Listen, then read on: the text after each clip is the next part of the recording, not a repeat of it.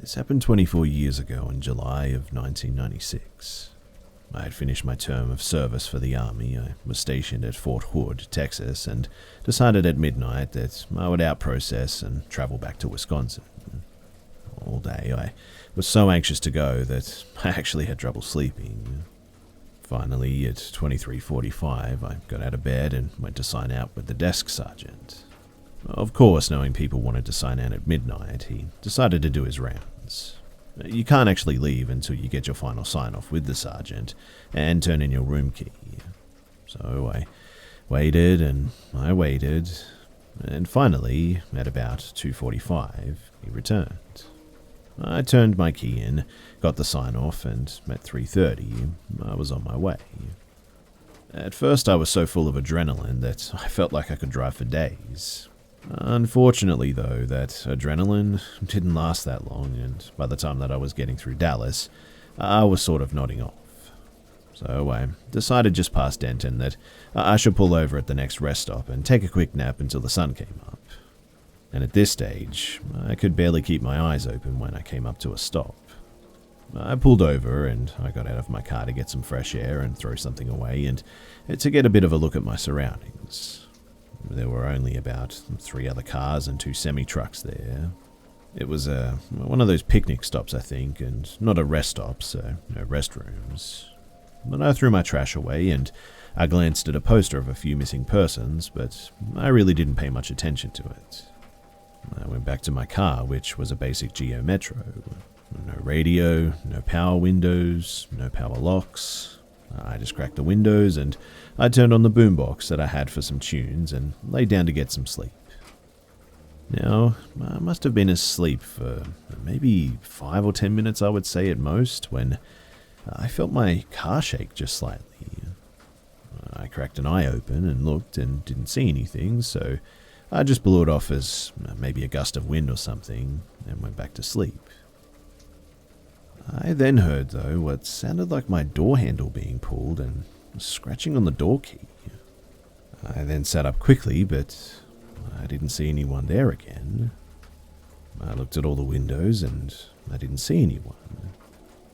So, again, I sort of just shrugged it off as me being tired, and I laid back down and turned up the radio. Being a Texas night in July, it was actually pretty hot, but I was so tired that I just laid back down. A few more minutes later, I heard the door handle again, though, and the car really shook this time. I sat up quickly, and I saw a man standing at the passenger side looking in. Even though it was really hot and humid, he was wearing a red sweatshirt with the hood up, and I couldn't actually see his face. Being young and stupid, though, and just out of the military, I yelled at him, "What the heck do you want?" He just stared at me, so, like an idiot, I got out of my car. Mind you, I'm only 5'6", but man, was I angry. And he just walked off towards the picnic tables, like nothing happened. All the while, I'm yelling at him that if he came back, that I would take him out. I decided at this point that I would just drive on from there. So I got back in and I just went on my way. And even though I was really upset, only about 10 miles down the road, I was just super tired again. Luckily though, about another 10 miles down I-35, there was another picnic stop. Not sure why North Texas doesn't have rest areas, but for some reason they just don't seem to. But I pulled into the second picnic stop and I backed into a spot just in case I needed to leave quickly again. Not sure why, but there was only one other car there and no semi-trucks this time. I again locked the doors, cracked the windows, and I turned on my boombox again.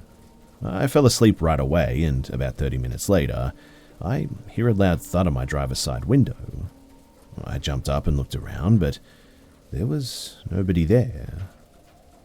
This time, I got out of the car, which was very stupid of me, but I had my macho military attitude going, but again, nobody was around. I sort of just assumed that it was my nerves from the other stop, so I got back into my car, made sure to double-check the doors were locked again, and closed my eyes. This time, I was too amped to fall asleep though, so I just laid there with my eyes closed. when suddenly I felt like somebody was looking at me or watching me, and so I opened my eyes. I saw that same guy standing there again with the red sweatshirt, hood up. I couldn't see his eyes, but I could see that he was smiling at me this time. I popped up quick and I tried quickly to open the door and bump him, and being a cheap geo since the doors were locked, it didn't open. He walked backwards, still staring at me, and by the time that I got out, he was about 30 feet away, facing me. It was fairly dark, but as I looked him over, he looked really skinny, but must have been about 6'2", maybe 6'3", but I still felt like I could take him with my military experience. He was wearing the red hooded sweatshirt, blue jeans, and green tennis shoes, and for some reason I thought the shoes looked a bit odd. And as I was standing there, I could see something shine every now and then as he stood there just sort of staring at me. I believed in that moment that it may have been a machete. I quickly reached into my back seat and grabbed my baseball bat and started yelling at this guy to come get some. I'm not sure why I did that, but he actually started walking towards me, and I took a few steps towards him, not really thinking. As I got about 5 feet from my car, he was about 15 feet from me. A yellow van pulled up real quick and parked just off to the side of my car. I finally realized what was really happening, and I saw two guys, also wearing hooded sweatshirts, in the van. Before they could get out, I ran back to my car. I had left the keys in the ignition. Since I had backed in, I was able to cut out a hard right and peeled my car out of there as quickly as I could. I was actually pretty lucky too, because being a manual car, I didn't stall the car because the other two guys were out of the van, and the first guy was just about to my car when I finally got out of there. I jumped back on the interstate, and I didn't stop until I was about 20 miles into Oklahoma. I eventually stopped for gas, and I used the restroom there. And in the restroom, I noticed that same flyer I barely glanced at in the first picnic stop. It was basically a flyer with like several missing persons on it, and then I noticed too that it was warning people not to stop for long periods of time at the rest areas. And it described a possible suspect as being possibly 6 foot, wearing blue jeans, green shoes, and a red hooded sweatshirt. And upon seeing that, I went completely white. Needless to say, since it was daylight, I just drove the rest of the way to Wisconsin, wide awake after that. To this day, I'm really not sure why, but I never reported it to the number on the flyer or told anyone about it. But I now live in North Texas and pass those 2 picnic stops every day on my way to work, and I must admit that I think about it quite often. I often wonder if maybe they got anyone else or if they were caught. I did try looking it up at one point, but I couldn't really find any stories about it on the internet.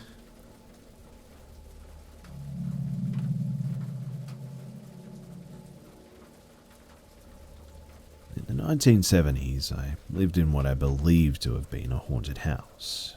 It was apparently widely known in our town, but our family had just moved into it, so we had no idea, but I learned later that it was apparently haunted. In fact, the personal people that had been living in it before us supposedly moved out because she was having problems with frightening incidences in the home. Of course, our parents didn't tell myself or my little sister this information, as they believed that we were just too young and impressionable. They didn't want to scare us, nor did they want us to blow things out of proportion. In the end, though, they didn't have to tell us, especially not me. I figured it out rather quickly on my own, in fact. My first experience that I just couldn't explain happened on a bright weekday afternoon. My sister and I were pretty much latchkey kids, as our parents both worked. At this time, my sister was like 6 years old and I was 11. We rode the school bus home and we went inside to have a snack and do our chores and whatnot. Once done, my sister went to the neighbor girl's house to play and I decided to take a shower. Now, let me reiterate too that I was completely alone in this house at this time. It was an old home, built back in the early 1900s. It is possible that it was maybe very late 1800s. I recently saw an image of the house that was taken in 1901, so I'm not 100% sure of the exact age. But it was large and 3 stories high. Upstairs held the bathroom in 3 bedrooms. Above, through a door in the ceiling in the bathroom, there was an attic. And I went into said bathroom and I climbed into the shower and began washing off the dust and the grime from a long day at school. I was just sort of lost in thought, as one often is in the shower, and scrubbing my hair with Prel, when suddenly there was a loud knock at the bathroom door 3 times. Startled, I said, "What? I'm in the shower." I was annoyed because I was pretty sure that it must have been my little sister having come in from outside to use the bathroom. But ultimately, there was just no answer. What the heck, right? I ignored the issue though, and I just continued washing my hair. After a minute or so, and just as I began to rinse, another 3 loud knockings at the door. This time, I jumped too because it was totally unexpected. My eyes were full of soap bubbles though, and I was now very irritated. So I yelled, "Nicole, what the heck do you want? I'm in the shower." I strained to hear my sister through the bathroom door, but there was no answer and no sound. It felt to me though as if someone was listening. "Quit screwing around," I shouted. I quickly rinsed off and, leaving the shower running, very carefully stepped outside the curtain, making sure not to alert anyone who might be listening. I wrapped a towel around me and waited to catch whoever was out there.